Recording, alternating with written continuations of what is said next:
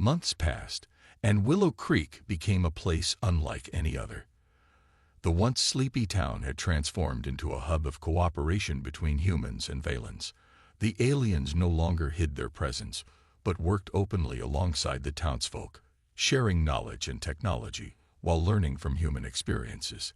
Fields flourished with crops grown using advanced methods. Homes were powered by clean energy, and medical care improved dramatically thanks to alien innovations. Yet, despite these changes, life wasn't perfect. Tension still lingered beneath the surface. Some residents, like Jack Monroe, remained wary of the Valens, convinced that their intentions weren't entirely pure. "They're planning something," he often muttered to Laura. "I don't care how helpful they seem." Laura tried to reassure him, though she sometimes shared his doubts. "Maybe they are, but for now, they're giving us tools to protect ourselves. That's worth something." The partnership extended beyond practical matters. Slowly, bonds began to form. Children played near the Valens, unafraid, while adults exchanged stories over meals. Emily Dawson even started teaching the aliens about art and music, showing them paintings and playing songs on her guitar.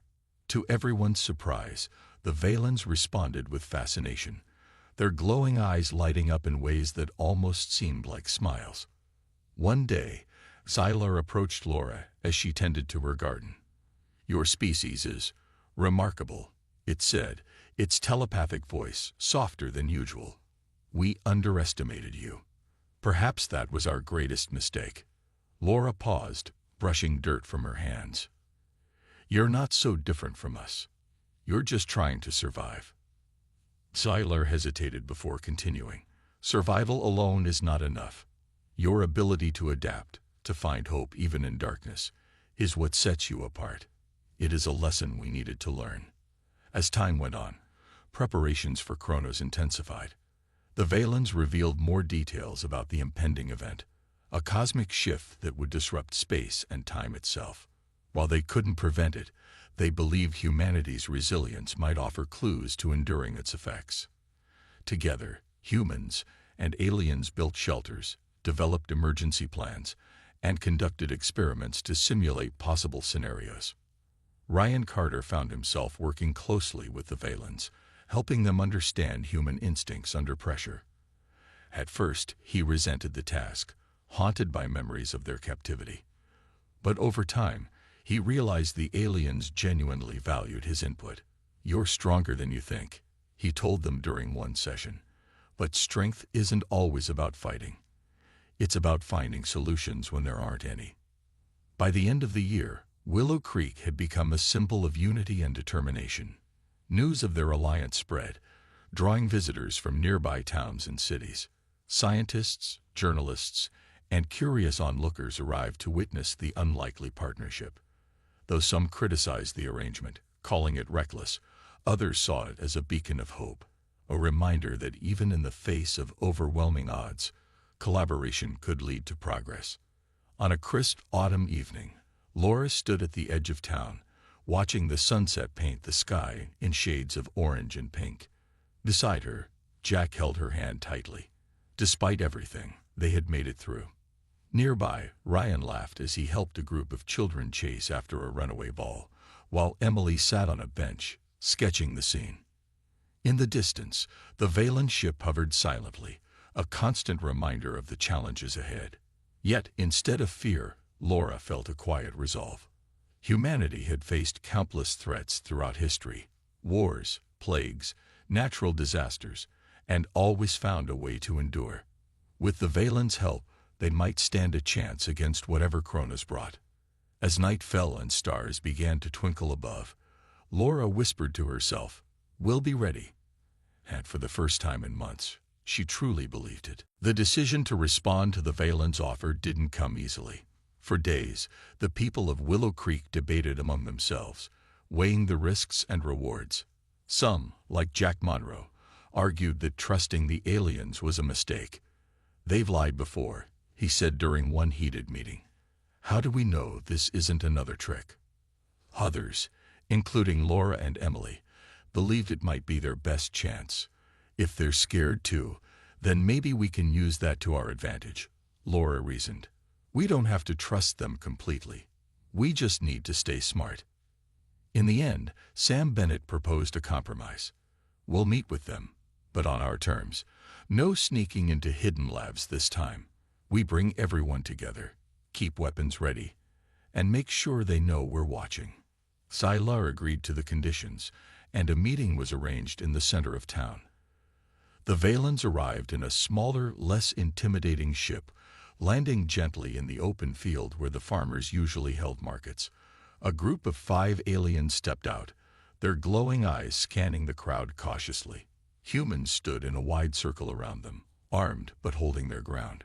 Laura stepped forward as the designated speaker.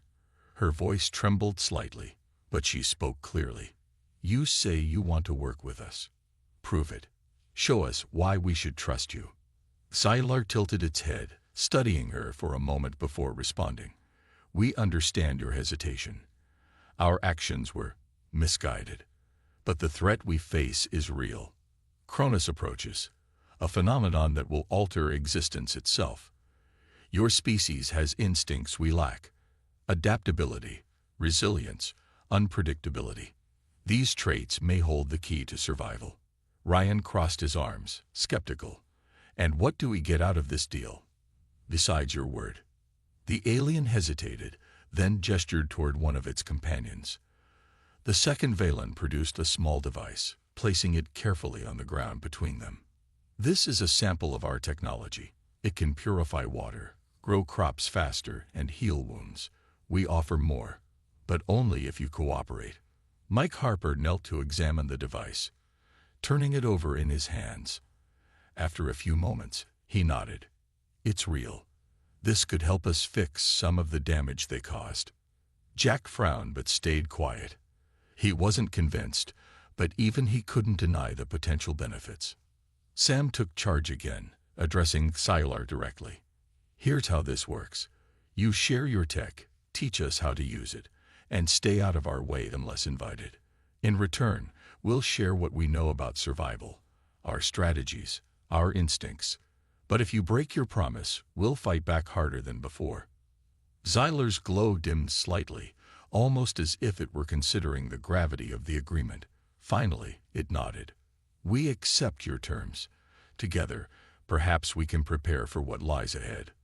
Over the following weeks, an uneasy alliance began to form.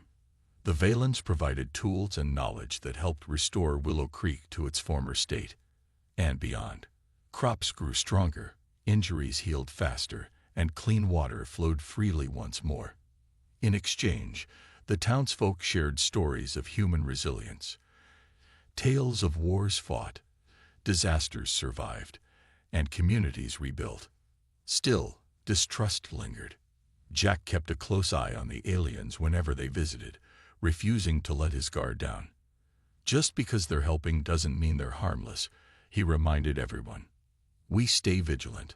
Despite the tension, something remarkable happened. Mutual respect began to take root. The Valens marveled at humanity's ability to endure hardship, while the humans slowly came to see the aliens not as monsters, but as beings struggling to survive, just like them. One evening, as Laura watched children play near the edge of town, she noticed a Valen observing quietly from a distance. Its movements were slow and deliberate, almost curious. She approached cautiously, unsure of what to say. "Why are you here?" she asked finally, breaking the silence. "To learn," the alien replied softly, "and to hope." Laura nodded, realizing that fear united them all, not just humans or Valens, but every living thing facing the unknown. Whatever Kronos was, they would face it together, or not at all. In the days that followed the Valens' retreat, Willow Creek transformed into a hive of activity. The townsfolk worked tirelessly to repair the damage done, not just to their homes and fields, but also to their sense of safety. Barricades were dismantled, broken windows were replaced, and scorched patches of earth were replanted with new seeds. Yet, despite these efforts, an undercurrent of unease lingered. Everyone knew the aliens could return at any moment. Laura Monroe spent her mornings tending to the elderly man she had rescued from the facility. His name was Harold, and though he was frail, his mind remained sharp. He often sat on Jack and Laura's porch, watching the horizon as if expecting the Valen ship to reappear. One afternoon, he turned to Laura with a thoughtful expression. "They're scared," Harold said suddenly. "The aliens, I saw it in their eyes when they took me. They're not gods or monsters. They're just lost." Laura paused, considering his words. "Maybe you're right, but fear doesn't excuse what they did." "No," Harold agreed, "but maybe it explains it. If this cosmic event is real, then they're running out of time, same as us." Jack overheard the conversation and joined them on the porch. "Running out of time for what? We still don't know what they're talking about. A storm, an asteroid, something worse." "Something worse," Ryan Carter chimed in, walking up the driveway. He carried a toolbox filled with gadgets Mike Harper had been working on, improvised communication devices designed to detect alien signals. "Whatever it is, it's big enough to scare them. And if it scares them, we better be ready." Meanwhile, Sam Bennett organized regular drills to prepare the town for another potential encounter. Families practiced evacuations, teenagers learned how to use basic tools as weapons, and lookout posts were set up around the perimeter. Emily Dawson took charge of teaching self-defense classes, focusing on techniques to fend off taller opponents. Though the lessons were unconventional, they boosted morale. At night, the group gathered in Sam's cabin to review their progress. Maps covered the walls, marked with locations of sightings, strange occurrences, and possible weak points in the Valen's defenses. Mike tinkered with equipment, trying to decipher fragments of intercepted alien transmissions. Most of the messages were indecipherable, but one phrase kept repeating. Asterisk, Kronos approaches. Asterisk. What does that mean? Emily asked during one meeting, pointing to the scribbled note on the wall. It's Greek, Ryan replied after a moment. Kronos means time. Maybe it's code for whatever's coming. Or maybe it's literal, Laura suggested. What if it's something to do with time itself? Like the end of the world. The room fell silent as everyone considered the possibility. It sounded far-fetched, but so did alien invasions once upon a time. As weeks passed, life in Willow Creek settled into a fragile routine. Farmers tended to their crops, teachers returned to classrooms, and children played outside again. But every sunset brought a collective breath-holding, waiting to see if the sky would darken with the shadow of the Valen ship. So far, it hadn't appeared. Then one evening, Zyler's voice returned, not through machines, but directly in their minds. Every person in Willow Creek froze as the telepathic message echoed inside their heads. Your actions have forced us to reconsider our approach. We offer peace, a partnership. Share your knowledge of survival, and we will provide technology to aid you against the coming threat. The silence that followed was deafening. People exchanged wary glances, unsure whether to trust the offer. Jack broke the quiet first. They're trying to bargain now, he muttered, after everything they've done. It's smart, Sam admitted reluctantly. If they can't beat us, they'll try to work with us. Doesn't mean we should trust them. Laura stepped forward, addressing the crowd gathered in the town square. We don't have to decide tonight. Let's think carefully before we respond. This could be a trick, or it could save us. For the first time since the invasion began, hope flickered in the hearts of the townsfolk. The Valens weren't infallible. They were desperate. Humanity's unpredictability had thrown them off balance, forcing them to adapt.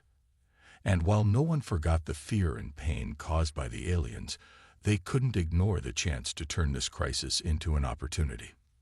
That night, as Laura lay awake beside Jack, she stared at the ceiling, her mind racing.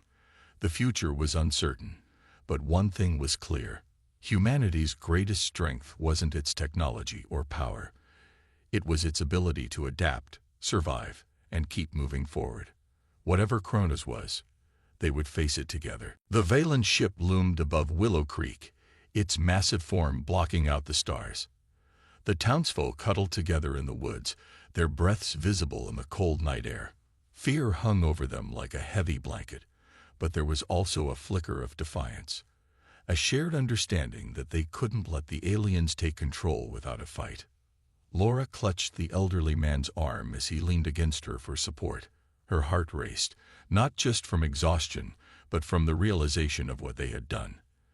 They had faced the Valens head-on and survived. For now, at least. But she knew this wasn't over. The aliens wouldn't retreat so easily. "They're panicking," Ryan said suddenly, breaking the tense silence. "Did you see how unprepared they were? They didn't expect us to fight back." Sam nodded thoughtfully, his shotgun resting across his knees. "That's true. But don't mistake their surprise for weakness. These things are still dangerous.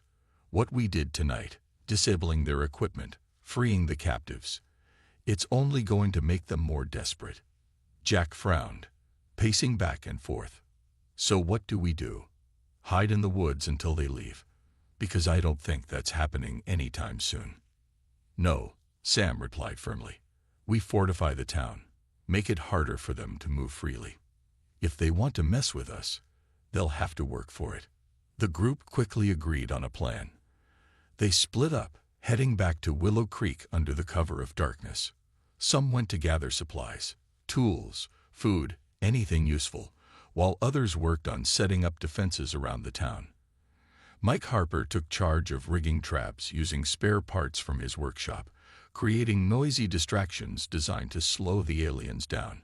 Emily helped organize the freed captives, ensuring everyone had somewhere safe to stay. By dawn, Willow Creek looked different. Barricades made of old furniture and scrap metal lined the streets. Makeshift alarms fashioned from tin cans and string crisscrossed key entry points. It wasn't perfect, but it gave the townsfolk a sense of security, or at least the illusion of it. As the sun rose, the Valens descended into the town square. Xylar, their leader, stepped forward, its glowing eyes scanning the fortified area. Humans watched nervously from rooftops and behind barricades, gripping whatever weapons they could find. The standoff felt electric, charged with tension. "We do not seek conflict."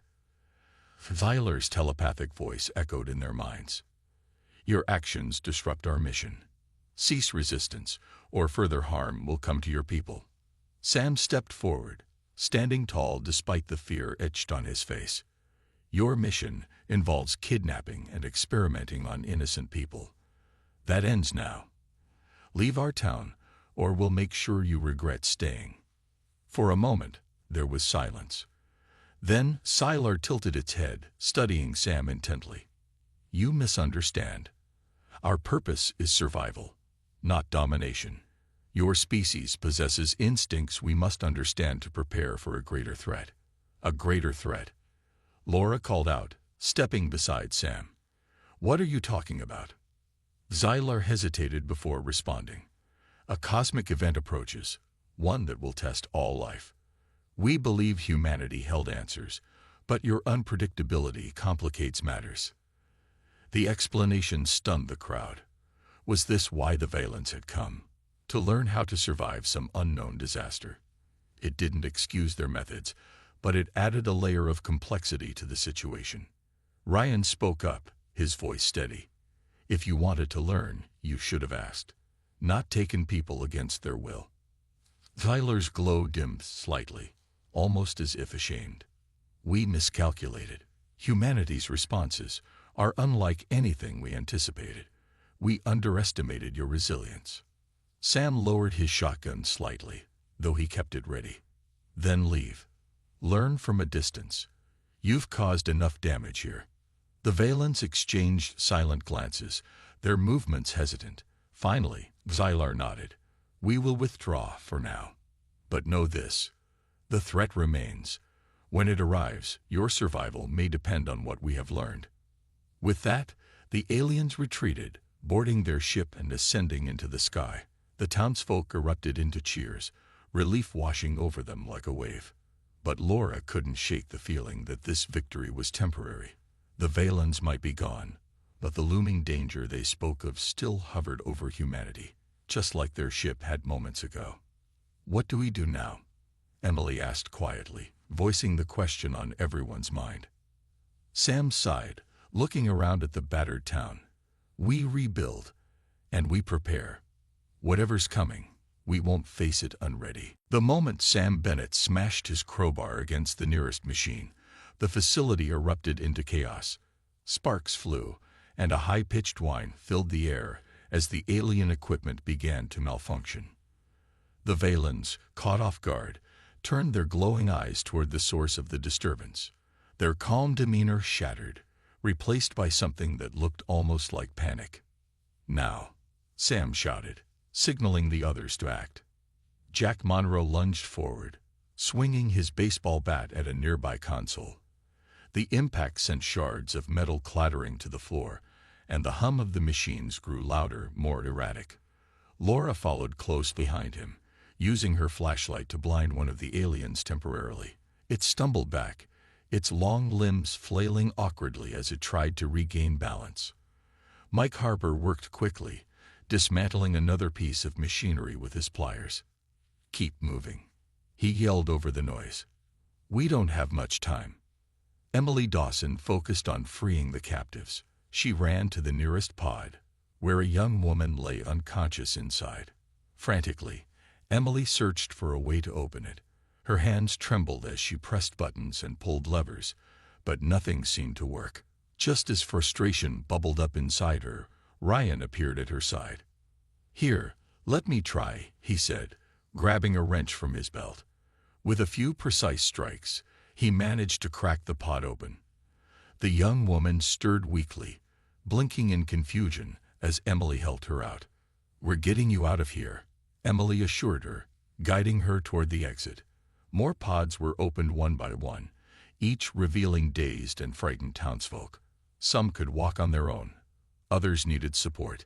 Despite the danger, no one was left behind. Meanwhile, the Vise struggled to regain control.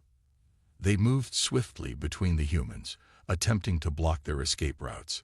One of them raised a device that emitted a low-frequency pulse, causing everyone in the room to wince in pain. Jack gritted his teeth and charged at the alien, knocking the device from its grasp. It let out a sharp telepathic cry, startling even its own kind. "They're not used to resistance," Lore observed, dodging an alien's reach. "They weren't expecting us to fight back." Her words gave the group renewed determination. Mike hurled one of his homemade smoke bombs into the center of the room, creating a thick cloud that obscured vision. The Valents hesitated, their movements becoming less coordinated as they tried to navigate through the haze. "Stick together," Sam barked, leading the way toward the exit. "Don't lose sight of each other." The rescue mission turned into a frantic dash for freedom.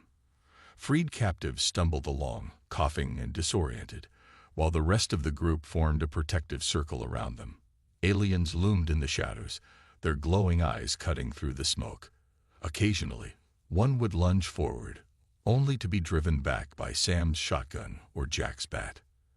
As they neared the exit, Laura noticed a group of captives still trapped near the far wall. Among them was an elderly man who looked too frail to move. Without hesitation, she broke away from the group and sprinted toward him. "Laura, wait," Jack called after her, but she ignored him. Reaching the man, Laura knelt beside him. "Can you stand?" she asked urgently. He shook his head weakly, so she looped his arm over her shoulder and began dragging him toward the door. A Valon approached, its expression unreadable but menacing. Before it could act, Ryan appeared, wielding his wrench like a weapon. "Back off," Ryan growled, swinging wildly. The alien retreated, clearly unprepared for such aggression. Finally, the entire group reached the edge of the woods. Behind them, the facility buzzed with activity as the Valens scrambled to restore order. Smoke billowed from the dome, and flashes of light illuminated the trees. Safe for now, the humans collapsed onto the damp forest floor, gasping for air. Sam scanned the group, counting heads. "Everyone's here," he announced, relief evident in his voice. "Good job." But the victory was short-lived.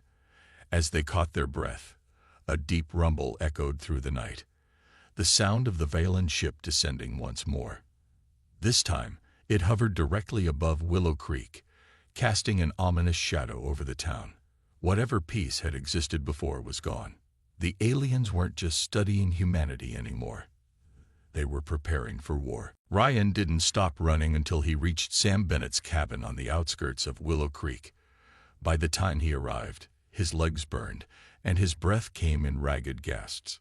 He pounded on the door, praying Sam was home. After a few tense moments, the door creaked open, revealing the retired Army veteran holding a shotgun. "Ryan," Sam asked, lowering the weapon slightly, "what the hell are you doing out here?" It's bad, Sam," Ryan stammered, leaning against the doorframe to steady himself. "The Valens, they're not just studying us. They're experimenting on people. I barely got away."